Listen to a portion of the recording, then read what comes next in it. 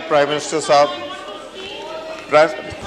शुक्रिया। Sorry, prime minister साहब निकल गया मुंह से। शुक्रिया स्पीकर साहब। स्पीकर साहब, थोड़ा सा इसके बैकग्राउंड में, ये फैसला तो आप कर ही देंगे कि इसको कब टेकअप करना है।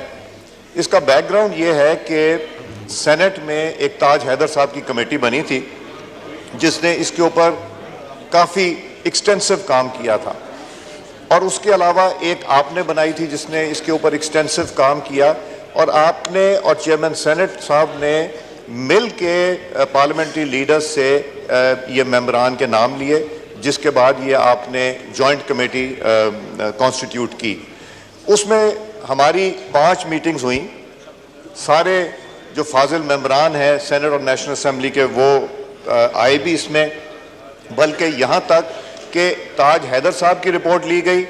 इलेक्शन कमीशन के जो इश्यूज थे, जिस तरह फाटा के इश्यूज थे, जो नेशनल असेंबली में मेंबरान थे, मेरा ख्याल है इन्होंने हमारे 1-2 मेंबरान हैं यहाँ से, उन्होंने भी अमेंडमेंट्स दी हुई थी।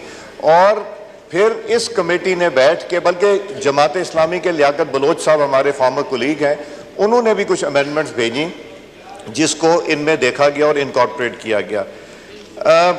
मैं ये कहूँगा कि तकरीबन कंसेंसस से ये डॉक्यूमेंट तैयार हुआ, और इसमें कोई भाव नहीं है कि हमारे पास रिकॉर्डिंग्स भी हैं जिसका ट्रांसक्रिप्ट भी ली जा सकते हैं, हमारे पास रिटन है। जब हमने ये कंक्लूड कर ली, फिर हमने कहा कि अगर किसी की कोई अमेंडमेंट है रिटन दे दें, तो हमारे फाजिल दोस्तों ने रिटन भी दिए जो कि इसका हिस्सा हैं।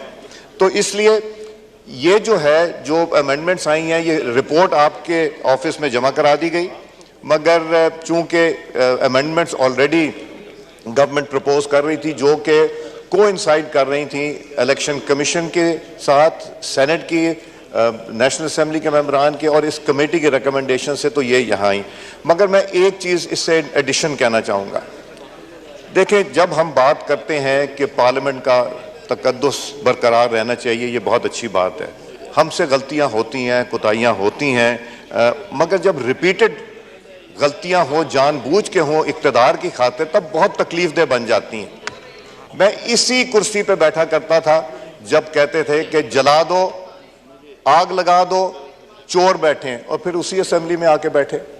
पहली दफ़ा पाकिस्तान की तारीख में अगर पार्लियामेंट पे हमला हुआ तो जिन्होंने किया वो भी जानते हैं, साथ अपने कज़न को भी लेके आए जो किलों वाले डंडे लेके आए थे। पहली दफ़ा पार्लियामेंट पे अटैक हुआ। पीटीवी पे जब अटैक हुआ, पीटीवी को जब जलाया गया, 9 मई को जो अटैक हुआ, जो हिंदुस्तान नहीं कर सका वो इन्होंने करके दिखाया। तो ये बात करते हैं पार्लियामेंट की। Please don't interrupt. If you interrupt me then you will not be able to speak. Madam, no cross talk. आप तशरीफ रखें। जब फ्लोर एक फाजिल मेंबर के पास हो तो फिर आप तशरीफ रखें। स्पीकर साहब, एटिकेट्स नहीं आते। मैं आपको बताता हूं, मैं वजह बताता हूं इनको। कभी कहते हैं असेंबली में आना है, कभी कहते हैं इस्तीफे दे दें, कभी कहते हैं बाहर जाना है, कभी कहते हैं फिर इस्तीफे वापस कर दें, हमने अंदर आना है। फैसला करें इन्होंने करना क्या है। इनको यही नहीं पता वो असेंबली में रहना चाहते, सिर्फ इक्तदार की लालच में रहते हैं। उन्होंने इस्तीफे दिए, फिर वापस मांगे, फिर देने को किए, और इसको मौकरी बनाया डेमोक्रेसी को। सारी सीटों पे एक शख्स इलेक्शन लड़ने को तैयार है, मतलब कि असेंबली खाली रहे, इनकी सीटों पे इनके मेंबरान ना आ जाएं। तो ये कितनी कॉन्ट्रडिक्शन है इन बातों की। जो जमहूरियत की बात करते हैं, पार्लियामेंट की बालादस्ती की बात करते हैं, पार्लियामेंट को आग लगाने की बात करते हैं, असेंबली में आने के बाद रिजाइन करने की बात करते हैं, रिजाइन करने के बाद वापस लेने की बात करते हैं। फिर जब vote of no confidence move हुआ हो, तो vote of no confidence move हुए, कोई भी असेंबली डिसॉल्व नहीं हो सकती। यह भी तारीख ने पहली दफा पाकिस्तान में देखा कि असेंबली डिसॉल्व की गई जब vote of confidence against the prime minister move हुआ था, मौकरी बनाई। तो ये अच्छा नहीं लगता कि हमारे कुलीग्स हैं, सब दोस्त हैं, मेरे से तो ज्यादा इज्जतदार लोग हैं, मैं तो अपने से ज्यादा इज्जतदार समझ, ये चीजें नहीं अच्छी लगती। ये चीजें तब अच्छी लगती हैं जो कहें मुंह से वो प्रैक्टिस भी करें। जो कहें और करें कुछ, ये नहीं चलेगा। अब पाकिस्तान को इससे ज्यादा नुकसान नहीं उठाया जा सकता। 9 मई को उन लोगों ने जो पाकिस्तान को बचाने की खातिर शहादतें दी, उन लोगों के दिलों को किस तरह दुखाया। कभी आप सोच सकते हैं कि जहां पाकिस्तान का झंडा लहराता हो, मैं हॉकी मैच हॉलैंड में देख रहा था, जब पाकिस्तान का झंडा लहराया गया तो मेरी आंखें नम थीं और मेरे रोंगटे खड़े थे। कोर कमांडर के घर के ऊपर वो झंडा लटका दिया गया। ये जमहूरियत की बात करते हैं, ये पाकिस्तान की बात करते हैं, ये बात करते हैं, ये बात करते हैं। ये मीर सादिक और मीर जाफर वाला खत्म हो गया। अब हमें पता है कि मीर सादिक कौन है, मीर जाफर कौन है। खुदा का वास्ता है, अपनी जात की खातिर पाकिस्तान को और मत नुकसान पहुंचाए। बहुत पहुंचा दिया, अब बर्दाश्त से बाहर हो गया है। हमने जिन लोगों ने अपनी इनिंग्स खेल ली है, हम नहीं चाहते कि ये हो। आप देखें 9 मई के बाद टेलीविजन के ऊपर गालम गलोच क्यों नहीं होती? 9 मई के बाद गुजरते हुए लोगों के ऊपर कीचड़ क्यों नहीं उछाली जाती? इसलिए कि हम महज़्ज़ब माशरे में रहते हैं। हम वो जो करते हैं वो इंशाअल्लाह वो प्रैक्टिस भी करते हैं जो कहते हैं। मैं वो क्या होती थी, पेंगुइन होती थी। अच्छा, तो स्पीकर साहब, मेरी गुजारिश है कि प्लीज हमें ये बातें ना सुनाया करें। हम ये जमान पार्क नहीं है, यहाँ पेट्रोल बम्स नहीं फेंके जा सकते, वो वहां फेंके जाके, यहाँ नहीं फेंके जाएंगे।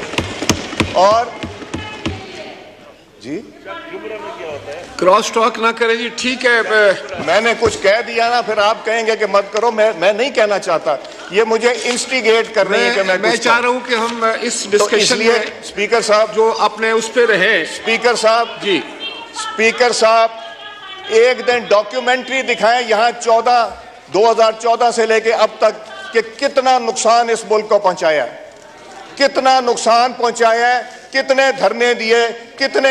और ये तो चाहते थे कि चीफ भी इनकी मर्जी का अपॉइंट हो। मैं गवाह हूं इसका, साद रफीक साहब गवाह हैं। हम ओथ लेने को तैयार हैं। ये तो उस हद तक जाते थे और पिछले को अपना बाप कहते थे, ये इस हद तक जाते थे।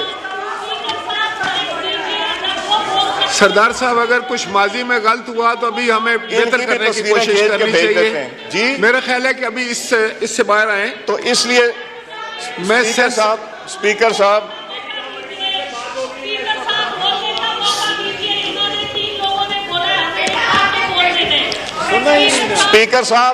स्पीकर साहब इनके 30 बोलते थे तो हमारा एक बोलने देते थे।